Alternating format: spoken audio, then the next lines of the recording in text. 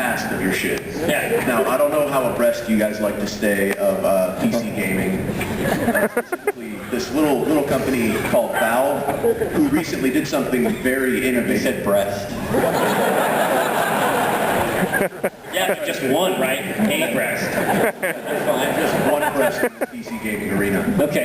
But Valve did something very innovative with their game Portal. Oh, with Portal, where they Portal. put the advertisement for the next game inside the old game? Yeah, they added a little snippet of something onto the end of the game. Yeah, that was super smart. Yeah, really, really cool. Now, the question is, do you guys have any plans in the pipeline to actually change the endings of some old comics? Maybe have some stuff in there, some cool little alternate reality game stuff or something? The only thing we've done close to that is it was one of the very first comics we did was the Tribes comic about how hard it is to fly the Scout. Yeah. We remastered it. We remastered it. When George Lucas was redoing all the Star Wars movies, we remastered that strip and had Han Solo at the end. Yeah, it was on Tatooine. Yeah. That's the only time we've ever actually sort of gone back into the archive, I think, and changed something. So would it be better if it was hidden or if it was known?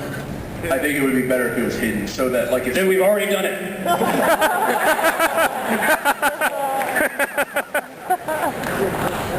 Don't look for it. It's there though. No, I think it's a good idea. I'm gonna start screwing with comics tonight. Hello. Hey there. I was wondering if you guys have actually watched the Robot Chicken D&D video podcasts, and if so, do you feel as though Chris Perkins is cheating on you by game mastering for another entertainment group? Yeah, I only saw the trailer, but back when I was keeping abreast of that, I just saw like that 2 or 3 minute trailer they put up. The episodes themselves are actually up now. Yeah, they're up, I think it's like 24 episodes. I think they just completed the entire thing, so now you can actually watch all 24 episodes right in a row. And Chris does a D&D, a GM commentary on the episodes as well, so you can actually listen to him talk about his experiences actually DMing the game for them. Well, after he tried to murder us and succeeded to some extent, he can play with kill the whoever he important wants. Yeah, I mean, if he wants to game with other people, that's fine. We're in an open DM. Open relationship. Thanks, guys. Mr. Pauldron. Okay, so I have a question that needs Are you a barbarian? I guess that's barbarian for yes. Okay, so this question needs a little bit of a preface. They sometimes do. Yes. Like, should I sit down, or how? Not that bad. Okay. And I believe it arises from the fact that my favorite game is Chrono Trigger, and my friend's favorite game is Planescape Torment. So now, back when I was playing Valkyria Chronicles, which I absolutely loved, he and I had this argument about whether or not it was an RPG. And I said, oh, absolutely. I mean, it's a turn-based, yes, but it's still definitely a JRPG. And he said, well, no, it's not really an RPG. You really can't affect the outcome of the game. There's none of that interactivity that you might find in Oblivion. I don't think it's an RPG. And I let the argument die down, but then Final Fantasy 13 came out. So Final Fantasy 13 came out and the same thing happened again. I said, I think this is an RPG. And he's like, this isn't. I mean, you don't even have town. There's no real experience. You don't have armor. I mean, this has none of the standard trappings of what an RPG is, let alone the interactivity. And I said, well, you're playing the role of, Snow and Vanille and all these great characters. And I realized it's a little problem. I mean, technically, like in Killzone 2, you're playing the role of, the grunt who's going through this horrible war zone. So in that respect, I mean, couldn't even like God of War be a role-playing game? So my question is, can you please define an RPG for me?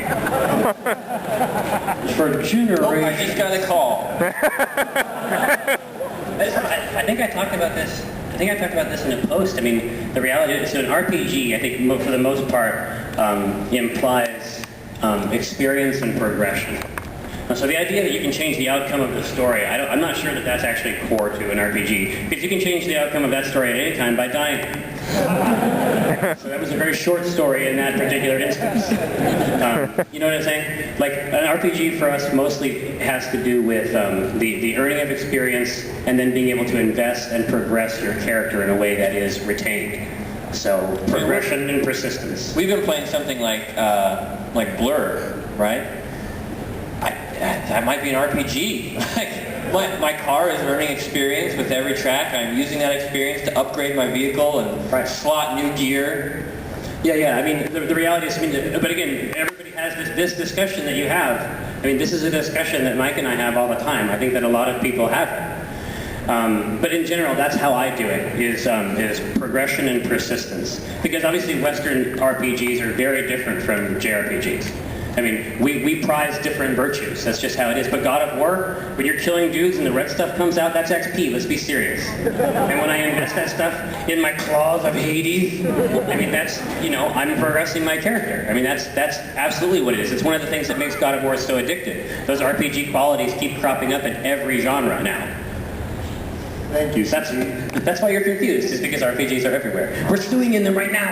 Well, thank you. Since he works with you guys, I just won the argument. Definitive. First of all, thanks for another great PAX. Thank you. All right. I don't know if you remember several of the people at the convention in 08-09 trading buttons. Oh yeah, of course. A lot of people made... Button culture was big even in 2009. Absolutely. Well, this year for East, we wanted to try something new, and actually a lot of us made trading cards. Is that what that is? It's the replacement. Yes, several of us have them just for a new thing for this year. And so what we've done is we've collected all the cards, and we have them in a binder, and we like full set. Yes, we do. Awesome. That's great. So I just want to give you something. We want to take it. We want to take it from you. Okay. Thank you very much. You're an awesome person.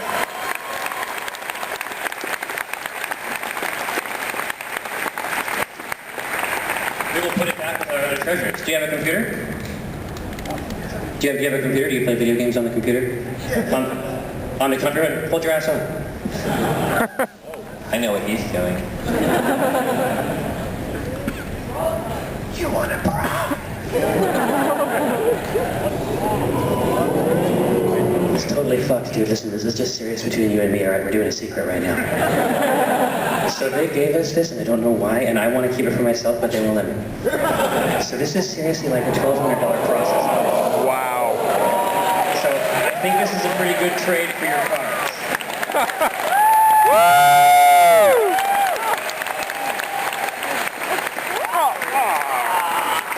Actually, because this is a community event, I'm going to give this right back to Child's Play. So,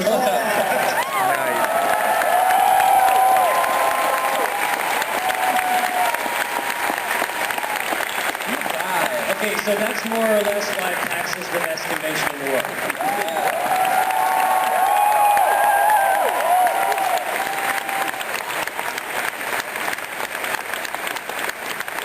Yeah, please keep high-fiving him.